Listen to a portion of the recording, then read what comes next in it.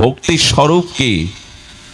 15টা বছর যিনি শাসন করেছেন আমাদের সেই মমতা ব্যানার্জি, আশ্চর্য দেখলাম, লাইভে দেখছি উনি যাচ্ছে না, সব চোর চোর বলছে ওনাকে। শুধু গড়াগড়ি দেওয়া নয়, আবেগে নাচা গাওয়া ভক্তি নয়। ভক্তির অঙ্গ কি না, 24 ঘন্টা ভগবানের জন্য জল ছাড়া মাছের মতো যে ছটপটানি। এখন দেখছেন YouTube channel Nitai media live. সুধীবৃন্দ, দেবশ্রীপাদ নারদ, যিনি ভক্তি কল্পতরু, যার দর্শনে স্পর্শনে, যার শ্রীঅঙ্গের বাতাবরণে জীবের প্রেম ভক্তি লাভ হয়, সেই প্রেম কল্পতরু দেবশ্রীপাদ নারদ ভক্তি সম্বন্ধেও একটি গ্রন্থ রচনা করে গেছেন। সেই গ্রন্থটি, দিব্য গ্রন্থটির, অমর গ্রন্থটির নাম হল নারদ ভক্তি সূত্র। এই নারদ ভক্তি সূত্রে দেবশ্রীপাদ নারদ ভক্তি কল্পতরু 84টি সূত্র তিনি ভক্তি প্রতিপাদন করতে গিয়ে তিনি ব্যক্ত করেছেন। তো এক মহান আচার্য অনুভবীর কাছে জিজ্ঞাসা ছিল, 108টা সূত্র রচনা করতে পারতেন, বা তিনি আরো কম করতে পারতেন, 84 সূত্র কেন? 108টি ভগবানের নাম, 108টি স্তোত্র হতে হয় অনেক গ্রন্থে, উনি কম বেশি না করে 84টি সূত্র কেন রচনা করলেন?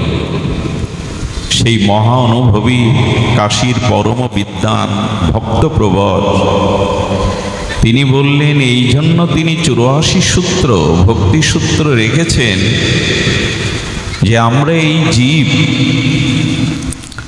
আমাদের 84 লক্ষ যোনি ভ্রমণ করতে হয়, আর প্রাণী থেকে প্রাণী, একুল থেকে ওই কুলে 84 লক্ষ যোনি ভ্রমণ করতে হয়। কখনো 20 লক্ষ বৃক্ষজনী, কখনো 30 লক্ষ পশুজনী, কখনো 9 লক্ষ কীর্মিকীট, কখনো 11 লক্ষ পশু পাখি। এভাবে 84 লক্ষ দুঃখময়, যন্ত্রণাময়, কর্মফলময়, বেদনাময় 84 লক্ষ জনই ভ্রমণ করতে গিয়ে জীবের সময় লাগে 2.25 কোটি বছর। কয় বছর? 2.25 কোটি বছর। তো দেবশ্রীপাদ নারদ চিন্তা করলেন, এই যে বিভিন্ন জনিতে 2.25 কোটি বছর, 84 লক্ষ জনিতে এভাবে যে ভ্রমণ করছে, যদি কেউ এই 84 ভক্তি সূত্র জীবনে গ্রহণ করতে পারে, বা ভক্তির একটি সূত্র গ্রহণ করতে পারে, 84 লক্ষ জনি ভ্রমণ সমাপ্ত হয়ে এসে গোবিন্দের স্বরূপ চরণ প্রাপ্তি হয়ে মুক্ত হয়ে যায়। এজন্য 84টি সূত্র, 84টি সূত্র রচনা করেছেন। এই 84 লক্ষ জনি পরিভ্রমণ, এর থেকে নিষ্কৃতি প্রাপ্তির জন্য। দেখুন, আমরা মৃগতৃষ্ণার মতো প্রতিটি জনিতে ভ্রাম্যমান ঘুরে বেড়াচ্ছি। এই যে 84 লক্ষ জন্মের মধ্যে অন্যতম শ্রেষ্ঠ দুর্লভতর মনুষ্য জন্ম পেয়েছি, তবুও কি ভক্তির পথে এলাম? তবুও কি ভক্তিকে গ্রহণ করে জীবনে মুক্তি এবং জীবনের এই আত্মকল্যাণ, জন্ম মৃত্যু জরাবেদি থেকে বেরিয়ে যাওয়ার চেষ্টা করলাম কি? দেবদুর্লভ মনুষ্য জন্ম, 11,000 বছর ধরে দেবতারা তপস্যা করলেন। অন্যান্য দেবতাদের সাথে অনেকেই তপস্যা করলেন। 11,000 বছর তপস্যন্তে ভগবান তাদের তপসাধনায়, কঠোর তপসাধনায় সন্তুষ্ট হয়ে গোবিন্দ বলছেন, দেবগণ বর চাও। বলেন, আমাদের যা প্রয়োজন, আমাদের যা মঙ্গল, আপনি কল্যাণময় ভক্তবৎসল, আপনি তাই দিন, আমরা চাইতে জানি কি। ভগবান প্রসন্ন হয়ে বললেন, পদ নাও। ধর্ম অর্থ কাম মোক্ষ নাও। মুক্তি নেবে, ধর্মকে নেবে, কামনা পরিপূরণ করবে। আর অর্থ তো স্বর্গে তোমাদের ঐশ্বর্য আছে। দেবগণ করজোরে 11,000 বছর তপস্যার পরে বললেন, ভগবান অর্থ ঐশ্বর্য তো আছে, এমনকি কামনা পরিপূরণের জন্য ভোগৈশ্বর্যের সমস্ত উপাদান স্বর্গে আছে। মন্দাকিনীর ধারা, অমৃত, মেনকা উর্বশীর নিত্য গীত, পারিজাত পুষ্পের সুগন্ধ, ওখানে কামনা পূরণও আছে। আর অর্থ ঐশ্বর্য তো দেবতারাই অন্যকে দেয়। আর মুক্তির কথা বলছেন, এই চারটি কোনোটাই চায় না। বলে, তাহলে চাই কি আপনাদের? বলেন, এই ভূখণ্ডে মনুষ্য জন্ম দাও, যাতে তোমার ভজন করে ভক্তি লাভ করতে পারি। 11,000 বছর তপস্যার পরে শ্রী ভগবানের দেওয়া বরে এরা ধর্ম অর্থ কাম মোক্ষ না চেয়ে মনুষ্য জন্ম চাইছেন। কারণ মনুষ্য জন্ম ব্যতীত ভজন সাধন করে ভগবৎ প্রাপ্তির ছাড়া অন্য কোনো পথ খোলা নেই। অন্য কোনো জন্মে, অন্য কোনো শরীরে ভোগ হয়, ভজন হয় না। এমনকি দেবতাদেরও জন্ম ভোগজনী, কথা বলেন না, ভজন নাই। এই জন্য তারাও মনুষ্য জন্ম চাইছেন।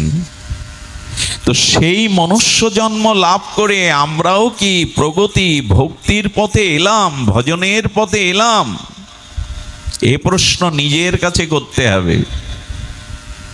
আত্মসমীক্ষা চাই, যে করছিটা কি।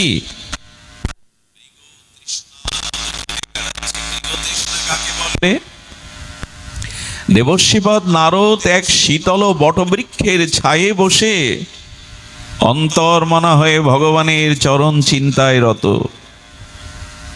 আর সেখানে ইতস্তত করতে করতে একটি হরিণী এলো, মৃগ এলো।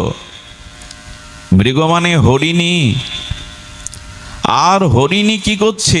জঙ্গলের মধ্যে অতীব পিপাসায় কাতরা হয়ে তিনি জলের সন্ধানে বন থেকে ছুটে বেরিয়ে এসে তিনি মরুর বুকে এসেছেন, ধুধু বালুকাময়।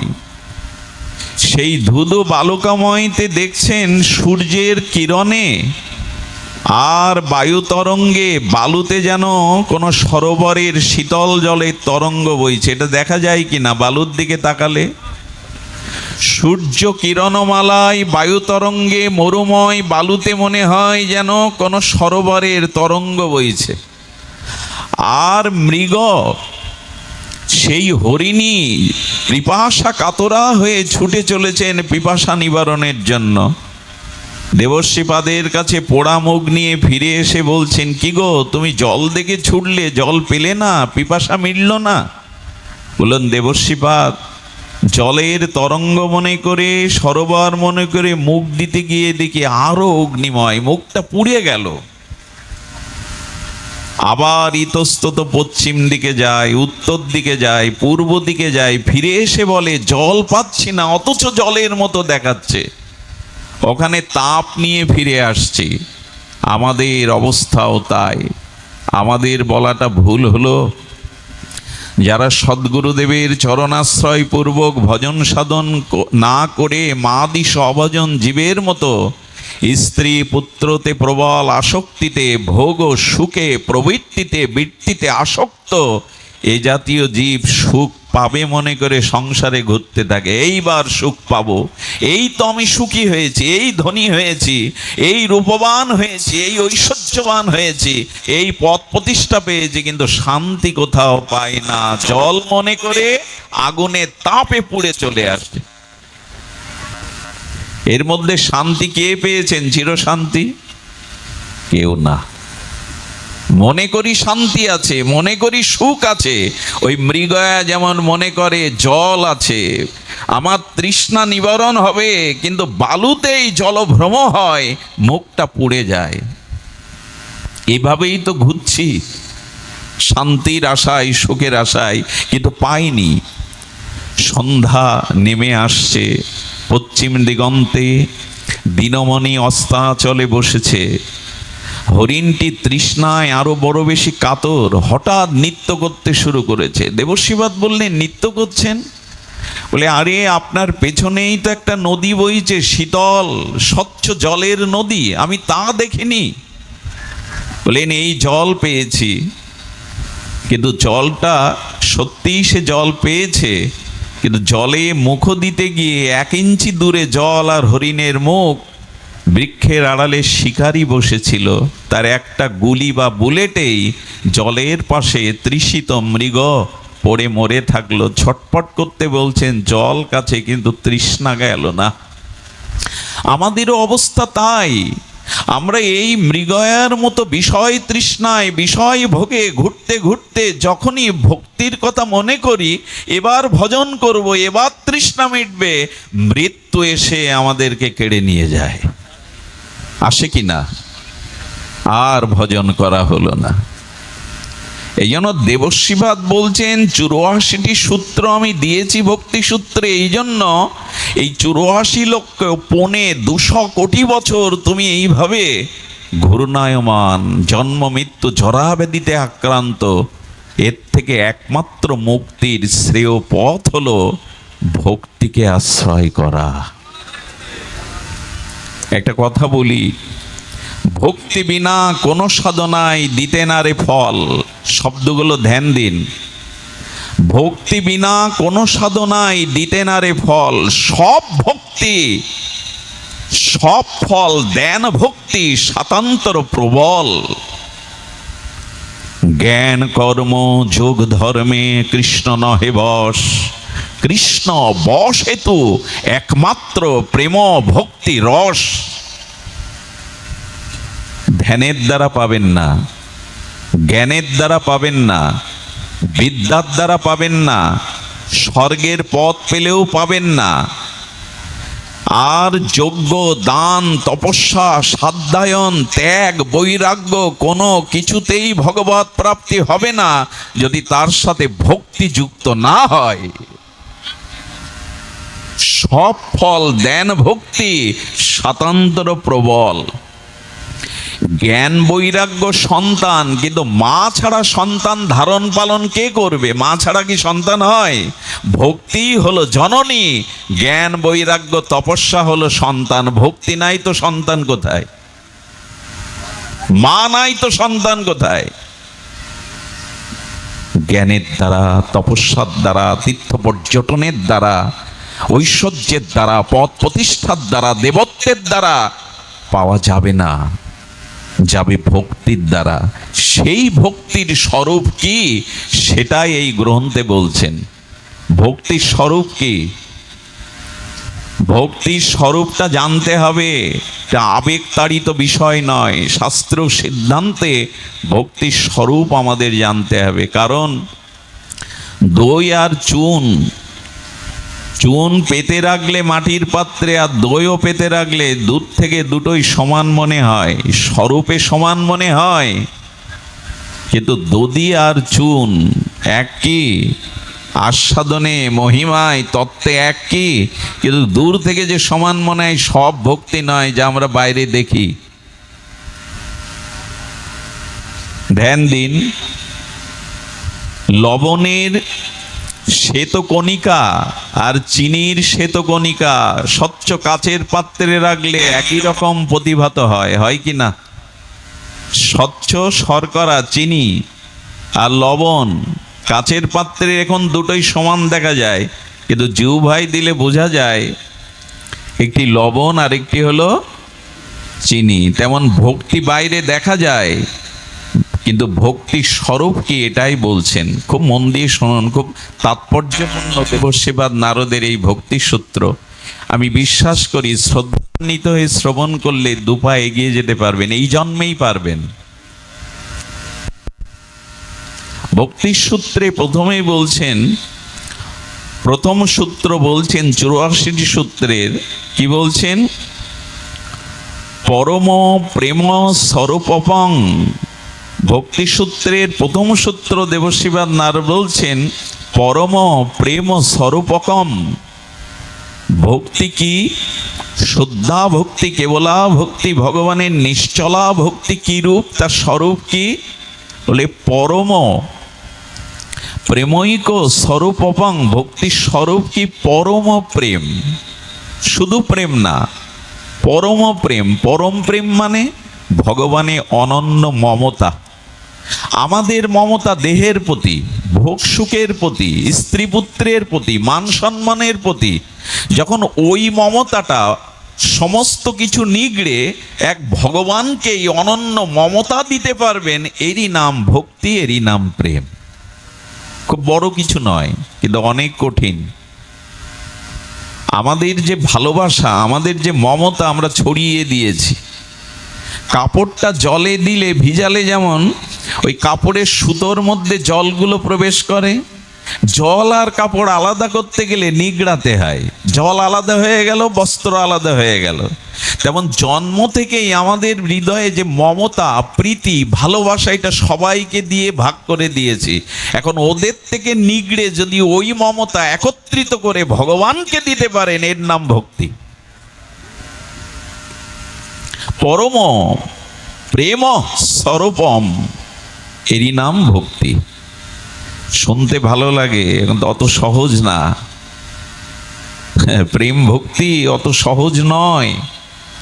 ভগবান জীবকে সব কিছু দিয়ে দেন, ভক্তি দিতে চান না। ভক্তি দিলে ভগবান সেই ভক্তের কাছে পরাধীন হয়ে যান। এই জন্য আমাদের মমতা ভগবানের প্রতি নাই। যে কিরূপ মমতা ভগবানে এলে তাকে প্রেম বলা যাবে, ভক্তি বলা যাবে, খুব সতর্ক হয়ে শুনুন। কিরূপ মমতার কথা বলছেন দেবশ্রীপাদ, যে এই রূপ মমতা তাকেই প্রেম বলবে। তবে শুনুন, মাছ জল থেকে আলাদা করুন। জলে ফিরে যাওয়ার জন্য মাছটা যেভাবে ছটপটানি হয়, ছটপট করে, রাত দিন যদি ভগবানকে পাওয়ার জন্য লোক দেখানো না, অন্তরে এরকম ছটপট হয়, এর নাম মমতা। একটা একটা করে শুনুন। শুধু গড়াগড়ি দেওয়া নয়, আবেগে নাচা গাওয়া ভক্তি নয়। ভক্তির অঙ্গ কি না, 24 ঘন্টা ভগবানের জন্য জল ছাড়া মাছের মতো যে ছটপটানি।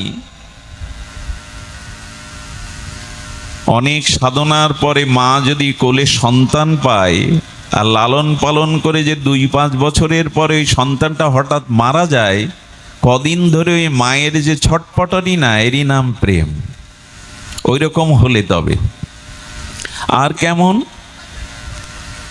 আর সাপের মাথায় মণি থাকে, আছে কিন্তু মিথ্যা নয়। সর্প মাথায় নাগরাজ মণি থাকে। ওই মণি হারিয়ে গেলে সাপটা, নাগিনী যেমন ছটপট করে, ভগবানের জন্য কারো হৃদয় যখন এরকম ছটপটনি হবে 24 ঘন্টা, এরই নাম ভক্তি। এটা মিলিয়ে নিত আমরা, আমাদের কি হয়, এরই নাম ভক্তি। দুটো বক্তব্য দেওয়াটাই ভক্তি না। একটু আবেগে গড়াগড়ি দিলাম, এটাই ভক্তি না। আর কি? বাছুরটাকে, দুগ্ধপোষ্য বাছুরটাকে বেঁধে রেখে মা গাভীকে রাখাল নিয়ে যাচ্ছে। ওই সময় বাছুরটার মায়ের সাথে যাওয়ার, গাভীর সাথে যাওয়ার যে ছটপটানি, এমন যদি ভগবানের প্রতি হয়, তারই নাম ভক্তি। এরই নাম ভক্তি। ওই যে বাছুরটা মা নিয়ে যাচ্ছে রাখাল, ছোট্ট বাছুরটা যেমন ওইরকম করে ব্যাকুল হয়। আর ভক্তি কি? ওই যে বাসাতে ডিমে তা দিতে দিতে পাখিটা অনেক দিন ধরে তা দিতে দিতে ডিমটা ফেটে গেছে। ওর থেকে একটা শাবক, পাখির ডিম থেকে পাখির শাবক বেরিয়েছে। মা করেছে কি, ওই শাবকের মুখে শস্য দানা দেবে বলে খেতে উড়ে গেছে। মাকে না পেয়ে ওই ডিম থেকে সদ্যজাত শাবকটি যেমন চি চি করে মাকে খুঁজে বেড়ায়, আর্তনাদ করে, ওইভাবে ভগবানকে স্মরণ করার নামই ভক্তি। হয়তো আমাদের হয়তো নামযজ্ঞের আসরে বিরাম কীর্তনে খুব গড়াগড়ি দিলেন, কেঁদে একেবারে জড়িয়ে ধরলেন, বাড়ি গিয়ে বাইরে গিয়ে বাদাম কিনে খায়। যে মাটা গড়াগড়ি দিল, মনোহারীর দোকানে গিয়ে চুরি ফিটিয়ে আয়না নখ পালিশ কিনে বাড়ি যায়। অত সোজা? দেখুন, চোখের জল পড়াটা ভক্তি, তবে কখন? চোখের জল দুই প্রকার, এক বিষয়শ্রু আর এক প্রেমশ্রু। আসলে এই তত্ত্বগুলো এখন আমরা শুনতে চাই না। তত্ত্ব না জানলে কিন্তু রানা প্লাজার মতো ভেঙে পড়বে। যে ভিত ভালো না করলে ওপরের বিল্ডিংটা ভেঙে পড়বে। তত্ত্ব না জানলে শুধু লীলা কথায় ভাসলে কিন্তু ভেঙে পড়বেন একদিন। আগে ভিতটা ভালো করুন, আগে তত্ত্বটা জানুন। ভক্তি কাকে বলে? চোখের জল ফেললেই তাকে ভক্তি বলে তা নয়। জল দুই প্রকার। আচ্ছা, অন্য নদীর যারা গঙ্গা জল এক প্রকার মনে করেন কি আপনি? একটু কথা বলুন, মনে করেন? ইসামতির জল আর গঙ্গা জল এক নয়। কারণ গঙ্গা জল ঘরে রাখুন, 2 বছরেও পোকা হবে না, দূষিত হবে না। অন্য নদীর জল এনে দেখুন।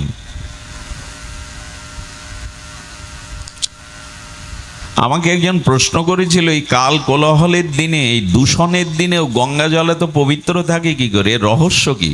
ওতে তো আমরা ফিটকিরি বা অন্য কোনো মেডিসিন দেই না।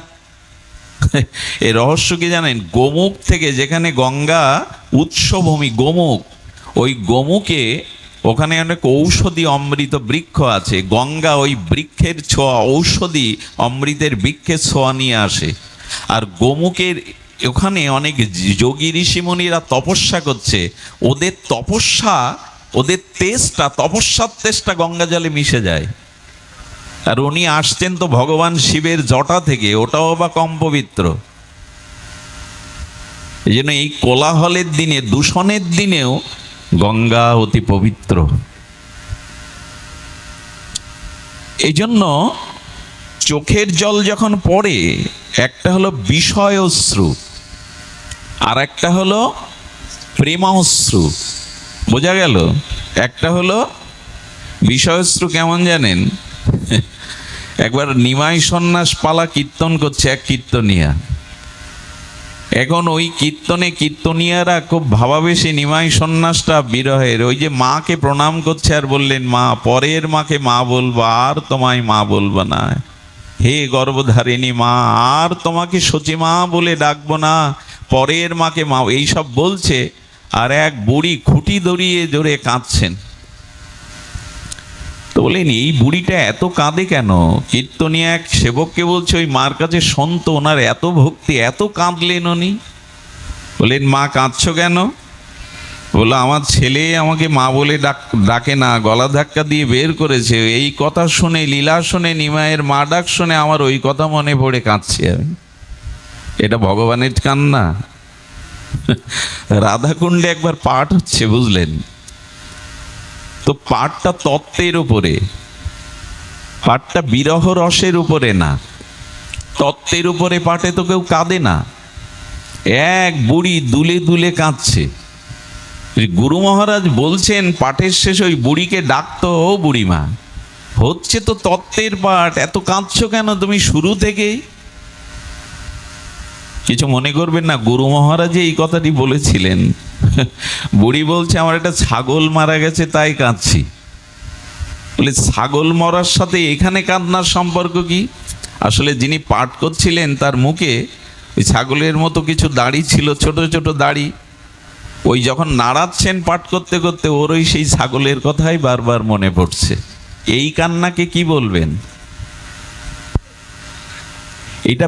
এটা প্রেমশ্রু নয়, এটা মায়ার অশ্রু।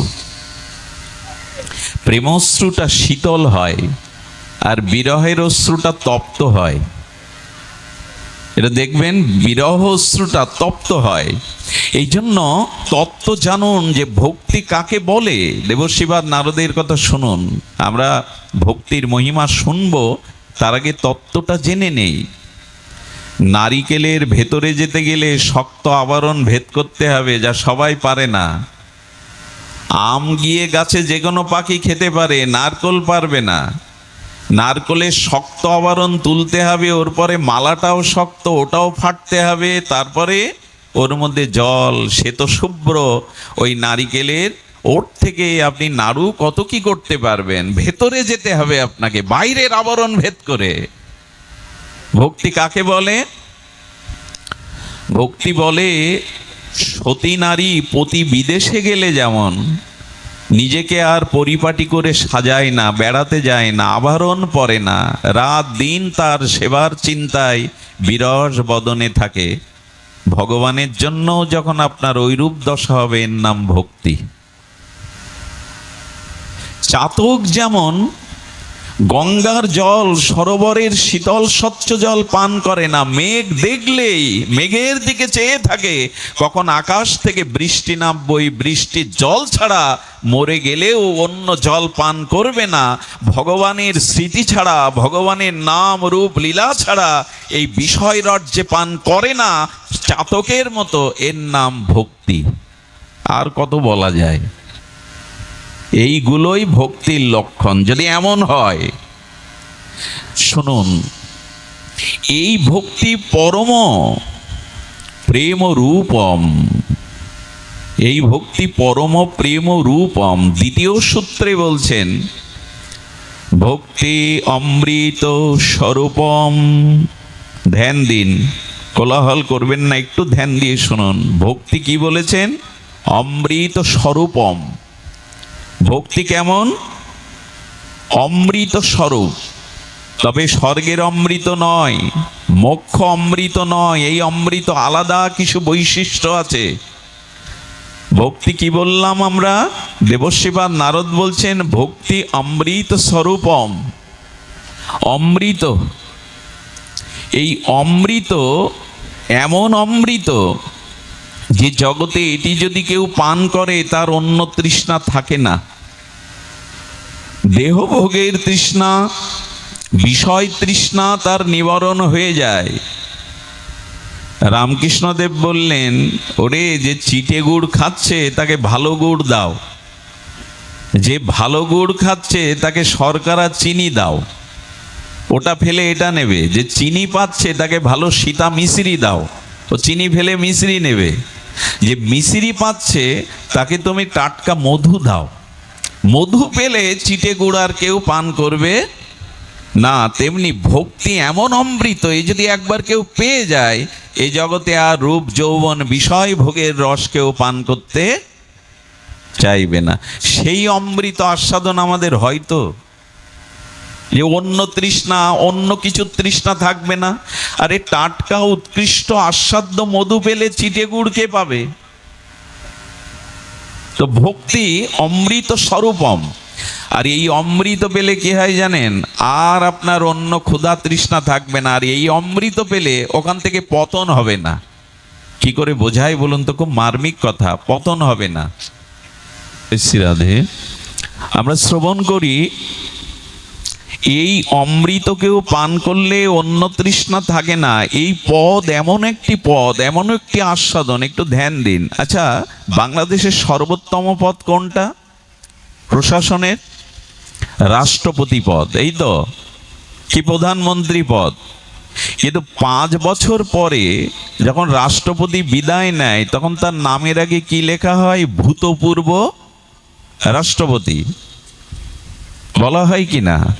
5 বছর পর প্রধানমন্ত্রী নির্বাচনে হেরে গেলে তার নামের আগে একটা বিশেষণ দেওয়া হয়, ভূতপূর্ব প্রধানমন্ত্রী। 5 বছর পর এই পদ থাকে না, অবশ্য দেশের সর্বোত্তম পদ।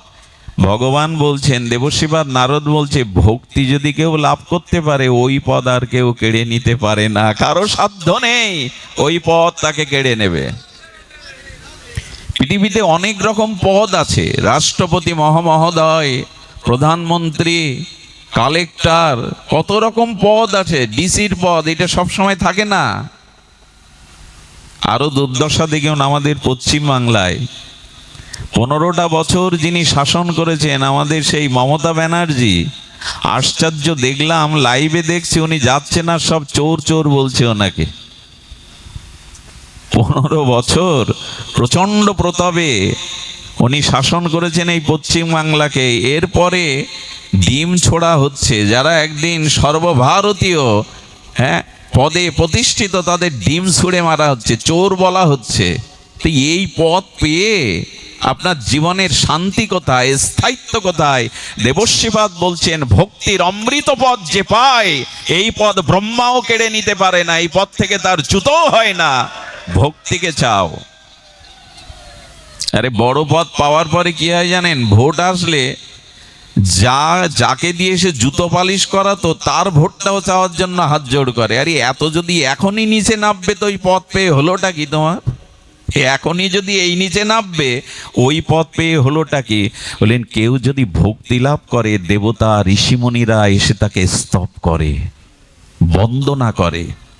আচ্ছা বলুন তো, ভূতপূর্ব রাষ্ট্রপতি, ভূতপূর্ব মহন্ত মহারাজ, ভূতপূর্ব প্রধানমন্ত্রী, ভূতপূর্ব স্বরাষ্ট্রমন্ত্রী, সব পদ ভূতপূর্ব হয়ে যায়, জেলে যেতে হয়, পালাতে হয়। ধ্রুব মহারাজ হয়েছিলেন, প্রহ্লাদ মহারাজ হয়েছিলেন, এদের নামে কেউ ভূতপূর্ব ধ্রুব বলে কি? কেউ বলে? ভূতপূর্ব প্রহ্লাদ মহারাজ, ভূতপূর্ব ধ্রুব মহারাজ বলে কি? যদি কেউ ভগবানের শ্রদ্ধা ভক্তি লাভ করে, এ অনন্ত বিশ্ব ব্রহ্মাণ্ড ধ্বংস হলেও, মহাপ্রলয় হলেও ভক্তির পথ কখনো নষ্ট হয় না, ভক্তির পথ কখনো স্খলিত হয় না। আরে চাইতে হয় বড়টাও চাও, চাইতে হয় বড়টা চাও, যে পথ কখনো নষ্ট হয় না, ধ্বংস হয় না। আমরা ছোট চাই, এই জন্য আমাদের দুঃখ। যা থাকে না, যা বিনাশ হয়ে যায়, যা পতন হয়, আমরা তাই চেয়ে বেড়াচ্ছি। ভগবানের চরণে শুদ্ধ ভক্তি চাইলে এই পথ কেউ কেড়ে নিতে পারে না। 5000 বছর নয়, কত যুগের কথা। এখনো প্রহ্লাদ মহারাজ প্রহ্লাদ মহারাজই, ভূতপূর্ব বলবে না কেউ, কেউ বলবে না। মহাপ্রভু বললেন ভক্তি যদি থাকে তবে তুমি অগ্রগণ্য। এই জগতে কার খ্যাতি হয়? দেখুন এখানে এত মানুষ এসেছেন, এত তাপ প্রবাহ, আমাকে দেখতে কেউ আসেননি, কারণ আমাকে দেখবার মতো কোনো বৈশিষ্ট্য নাই। আমার বিদ্যা শিক্ষা, বাইরের রূপ জৌলুস কিচ্ছু নাই। বলে তাহলে এসেছেন কেন? বলে তোমাকে দেখতে আসিনি, তোমার কোনো মহিমা নেই, তবে এসেছি কেন জানো? তোমার মুখ দিয়ে গুরুদেব দুটো ভক্তির কথা, ভজনের কথা বলছে বলে এসছি। তোমার এই চেয়ারে বসবে, তোমার চেহারা দেখবো, এই জন্য আসিনি তো আমরা। আমাদের খেয়ে দেয়ে কাজ নেই, এসেছি তোমার মধ্যে দুটো গোবিন্দের গুণগাথা, রাধারানীর মহিমার কথা প্রকাশ হচ্ছে। তাই সম্মান কে পায় জগতে, খ্যাতি কে পায় জগতে? যদি ভক্তি লাভ করতে পারেন, ওই পথ কেড়ে নিতে পারবে না কেউ। আরে ধ্রুব মহারাজ জঙ্গলে তপস্যা করছে, মা সুনীতি দেবশ্রীপাদ নারদকে বলছেন আমার খোকা বেঁচে আছে তো? হিংস্র জীব জন্তু, বাঘ ভাল্লুক, সাপাত সংকুল হিংস্র প্রাণীর মধ্যে আমার ধ্রুব বেঁচে আছে। বললেন মা, অচ্যুত ভগবানের চরণ চিন্তায় যে রত হয়, গিয়ে দেখো ব্রহ্মা শিব দুর্গা তাকে পাহারা দিচ্ছে, তার ক্ষতি যাতে কেউ না করতে পারে। ভক্তিটাকে গ্রহণ করুন, এই পথ থেকে চ্যুত হবে না কেউ। সুধীবৃন্দ, এই জন্য শাস্ত্র বলেছেন যে দেখো ভক্তি হলো, আর এই ভক্তি কেমন? দেখুন ভক্তির সূত্র বলছি আমরা, এই ভক্তি সূত্রটা একটু যদি আপনার হৃদয়ে গেঁথে যায়, আপনি ভক্তিই চাইবেন। সেই ভক্তির একটি বিশেষণ দিয়েছেন সর্বোপাধি বিনির্মুক্তং, সর্বোপাধি বিনির্মুক্তং। কেমন?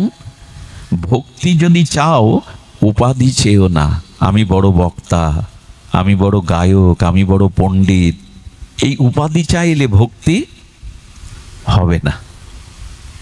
সুধীবৃন্দ আরো ধ্যান দিন, কি বলছেন? সর্ববাদী বিনির্মুক্তং তৎপরেন নির্মলম।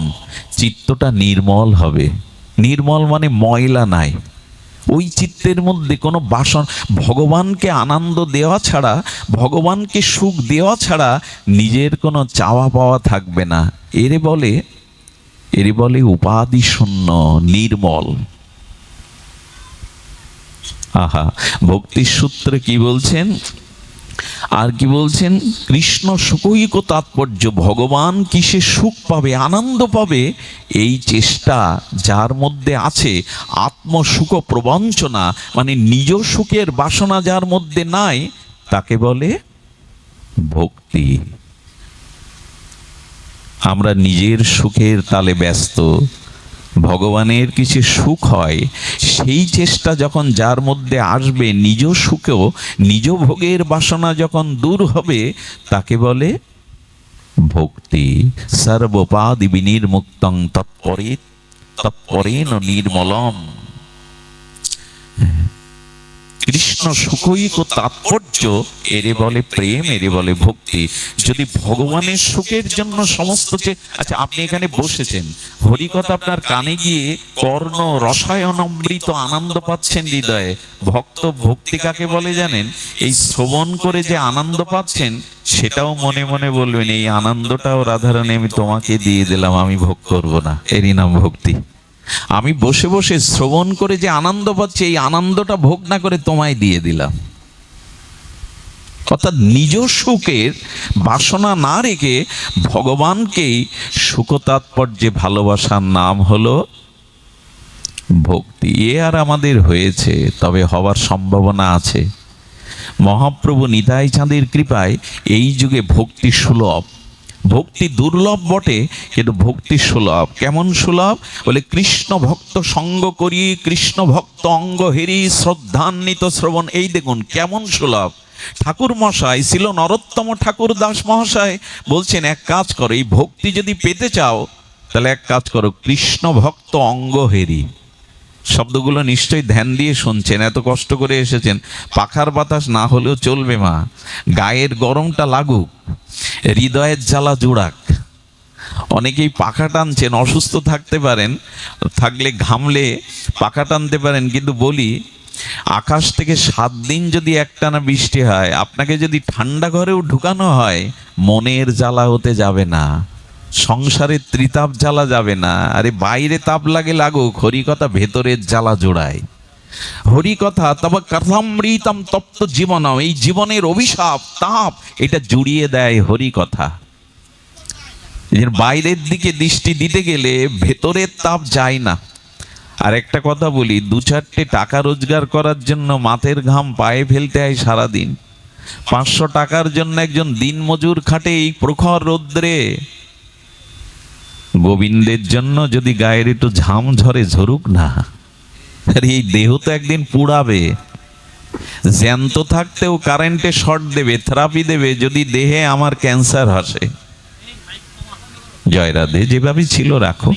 বলছেন এই জ্যান্ত দেহেই পুড়িয়ে দেবে, থেরাপি দিয়ে দেবে। আমি বলছি কি, বাইরের দেহ সুখের কথা ভুলে গিয়ে কি বলছে? কৃষ্ণ ভক্ত অঙ্গ হেরি। একবার ধ্যান দিন, ভক্তের দিকে তাকিয়ে হরি কথা শুনতে হবে। বলো তাকাবো কেন? চোখ বুজে শুনলে হবে না? তোমরাও তো চোখ বুজে বলো শোনো। বলে না, মাঝে মাঝে তাকিয়েও। তাকালে কি হয় জানেন? যিনি ভজন করেন, যার ভিতরে বিশুদ্ধ ভক্তি, নির্মল ভক্তি আছে, তার চোখের দিকে, অঙ্গের দিকে তাকালে ওই ভক্তি কণুকা রোগ বীজাণুর মতো সংক্রামিত হয়ে তোমার মধ্যেও প্রবেশ করবে। কৃষ্ণ ভক্ত অঙ্গ হেরি। আহা, ভক্তির পথ বলছেন ঠাকুর মশাই। কৃষ্ণ ভক্ত হতে হবে, আমার মতো বিষয়ী না। যিনি প্রকৃত হৃদয়ে ভক্তি লালন পালন করেন, যার হৃদয় গঙ্গায় ভক্তি প্রবাহ তরঙ্গ বইছে, ভগবানের নাম রূপ লীলা স্মরণ বইছে, ওই জাতীয় ভক্তের অঙ্গকে হেললে, অর্থাৎ চোখে দেখলে ভক্তি সংক্রামিত। দেখাতেও ভক্তি হয়। আচ্ছা, কুদৃশ্য দেখলে মনের ভিতরে ওই কুদৃশ্যের প্রভাব পড়ে না? একটু কথা বলবেন। যন্ত্রে পত্রপত্রিকায় কুদৃশ্যগুলো দেখলে মনে প্রভাব পড়ে কিনা? তা কুদৃশ্য যদি দেখলে মনে প্রভাব পড়ে, ভগবানের বিশুদ্ধ অনুরাগী প্রেমিক ভক্তের দিকে চাইলে মনে ভক্তির প্রভাব পড়বে না? চাইতে হবে। কৃষ্ণ ভক্ত অঙ্গ হেরি, আর কি বলছেন, শুধু অঙ্গ হেললে হবে না, কৃষ্ণ ভক্ত সঙ্গ করি, তার সঙ্গ করতে হবে। সঙ্গ মানে আসক্তি, সঙ্গ করলে ওইটা সংক্রামিত হবেই। ছোটবেলায় দেখতাম একটা খাতার উপরে, শুভ্র সাদা কাগজের উপরে একটা 10 পয়সা দিয়ে, উপরে একটা 10 পয়সা দিয়ে ঘষা দিতাম। রং নেই, তুলি নেই, শিল্পী নই, তবু অঙ্কিত হয়ে যেত কিনা? যেত কিনা? মনে পড়ে, অনেকেই করেছেন এটা। তো রং নেই, তুলি নেই, সাদা কাগজে পয়সার পরে পয়সা ওপর দিয়ে ঘষা দিলে যদি ওটা স্পষ্ট অঙ্কিত হয়ে যায়, কৃষ্ণভক্ত অঙ্গহেরি, কৃষ্ণভক্ত সঙ্গ করলে তার মনের ভক্তির জীবাণু সংক্রামিত হয়ে আপনার মধ্যেও প্রকাশ ঘটবে। সঙ্গ করুন। আর একথা বলি, যে যেমন যার সঙ্গ করে তার ভিতরে তেমন অনুভূতি, রঙ্গ, ভাব প্রকাশ হয়। এই জন্য সঙ্গের ব্যাপারে একটু সতর্ক থাকতে হবে। কৃষ্ণ ভক্ত সঙ্গ করি। আর কি বলছেন, ভক্তির পথ কি, কিভাবে ভক্তি পাবেন? শ্রদ্ধান্বিত শ্রবণ কীর্তন। এইবার কৃষ্ণ ভক্তর দিকে তাকালেন, কৃষ্ণ ভক্তের সঙ্গে বসলেন, এবার শ্রদ্ধান্বিত হয়ে ভগবানের গুণগাথা শ্রবণ করুন। দেখুন, এখানে এসেছে আমরা সবাই পাবো না। এই ভগবত ভক্তির আমাদের ভিতরে যে প্রীতি, অনুরাগ, নিষ্ঠা, রুচি আসবে না। বলেন শ্রদ্ধান্বিত শ্রবণ কীর্তন। তুমি শ্রবণ করতে এসছো, কিন্তু শ্রদ্ধান্বিত হয়ে শ্রবণ করছো তো? চোখ একবার প্যান্ডেলের দিকে যাচ্ছে, কত লোক এসেছে সেই দিকে যাচ্ছে, বারবার মনে করছি কটায় শেষ হবে, গাড়ি পাবো কি না। হলো না। আসলে 24 ঘন্টা বৃষ্টি হয়েছে, কিন্তু উঠানে যে মাটির ঘরটা ছিল, ঘরটা তুলে দেখি ওর মধ্যে শুকনো। 24 ঘন্টা বৃষ্টি হলো, মাটির ঘট ভেতরে শুকনো কেন? বললো উপুড় হয়ে পড়েছিল। আমাদের ওইটার অভাব। অনেক জন্ম শোনা অভ্যাস না তো, ঘুম আসে, অলসতা আসে, গরম পায়, কষ্ট অনুভব হয়। শ্রদ্ধান্বিত শ্রবণ কীর্তন, যদি শ্রদ্ধাযুক্ত হয়ে শ্রবণ করতে পারো, পরীক্ষার জন্য, এই বক্তার কথা অনেক শুনেছি, দেখি তো কেমন বলে, এরকম পরীক্ষার জন্য নয়,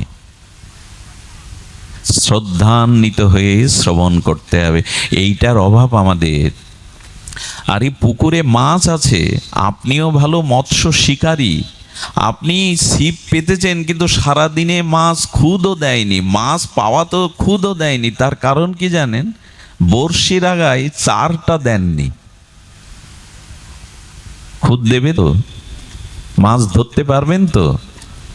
কোন সুন্দরী রমণী, দেখতে খুব সুন্দর, বিশ্ব সুন্দরী, আবার সে অষ্টাদশী, 18 বছরের, আবার সে অলংকার পরেছে, কিন্তু অঙ্গে কোনো বস্ত্র নাই, তাকে সম্মান করবেন তো? ধিক্কার দেবে মানুষ। হোক সুন্দরী, হোক যুবতী, হোক শালঙ্করা, সোনার অলংকার পরা, তেমনি শাস্ত্রে বলছে শ্রদ্ধাই যদি না থাকে তো বস্ত্রহীন যুবতীর মতো, চারহীন বর্ষির মতো, আর কেমন জানেন? লবণহীন তরকারির মতো।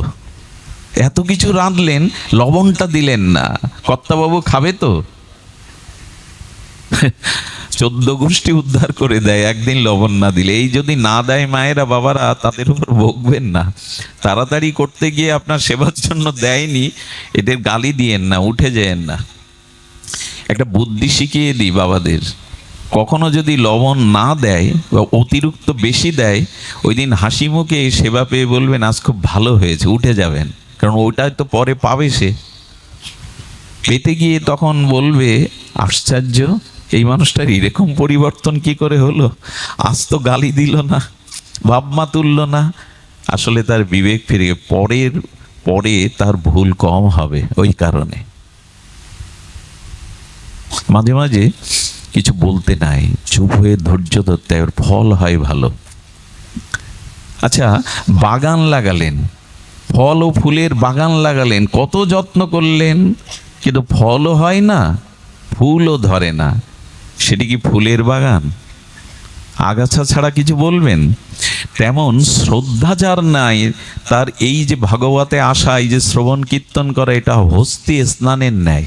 হাতি স্নান করে, বাবা করলি কেন স্নান? ধুলোগুলো ধুয়ে গেল, ও স্নান করে আগে ধুলায় গড়ায়, আর কাদামাক্ত কদ্দমাক্ত হয়ে, এই স্নানের মানেটা কি? আজ আমরা অনুষ্ঠান করছি, যাগযজ্ঞ করছি, কিন্তু শ্রদ্ধার অভাব। 24 ঘন্টা বৃষ্টি, ঘরের মধ্যে শুকনো, উপর হয়ে পড়েছিল। শ্রদ্ধা চাই, শ্রদ্ধান্বিত শ্রবণ কীর্তন। ঠাকুর মশার এই বাণী, বাণী না, মহামন্ত্র। শ্রদ্ধা নিয়ে হরিকথা শ্রবণ কীর্তন করো, একদিনের হরিকথায় তোমার প্রেম প্রাপ্তি হয়ে যাবে, যদি বিশুদ্ধ শুদ্ধ ভক্তের মুখে ভগবত শ্রবণ করতে। নাম লীলা গুণাদিনে নাং মুখনাং ভাষণাম কীর্তনাম। সেই শুদ্ধ ভক্তের মুখে হরিকথা কীর্তন, এক